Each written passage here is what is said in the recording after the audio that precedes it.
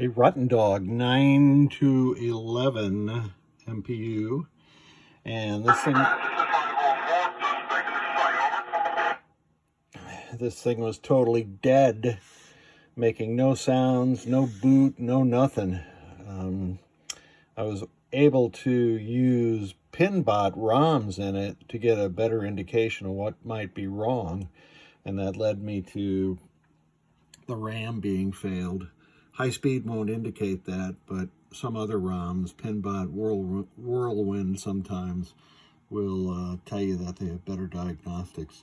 So I replaced the socket because the RAM that was in there, this is really a crappy way to make a RAM. It's I don't know who did this, but you can see those are 0.100 header pins that are soldered to this thing. So all that does is hog out the socket that the RAM's in, so I had to replace the socket also.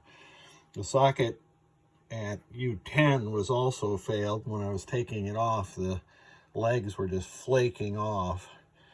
They must have used the socket vendor with the best price, I guess. The TDA 2002 amplifier was shot. It wasn't making any sound at all. Did some research. This is the replacement for the CVSD 55536 generally, and these two little 8-legged surface mount jobbies are replacements for the 1458. There's a DAC 0808, which is a great replacement for a 1408 that does the digital to analog conversion. And we are up and running now. And the only coil it's on is the coin lockout coil. Let's put it into test. I love the sounds of high speed. Even when they're coming out of this board, still pretty good. And I do have one of my backup soundboards connected. Display test.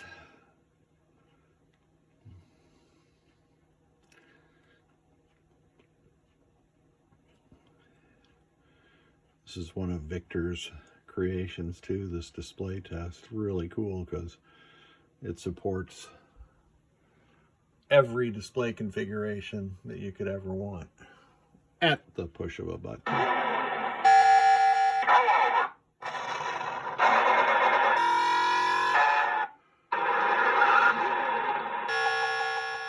One thing I figured out about this RottenDog board is sometimes if you change the test in the middle of a voice call out, it'll just keep saying it forever and ever. Lamps are working. Single lamp test. Fortunately, this goes through pretty quickly. Coil test. And in the age where high speed was manufactured, the solenoids 1 through 8 were not multiplex, so this goes through 1 through 16. And then it will go through the yellow special solenoid circuits. The two bright orange lights are the flipper power enable grounds, and I am simulating driving the special solenoids with a switch. And on high speed, those are slingshots and pop bumpers, as I recall. The last switch on high speed is switch 52. Let me get up to switch 52. And that shows that all of the switches are working. I have already put the game onto free play. We're in the audits now, but the adjustment at 23. So she is good to go.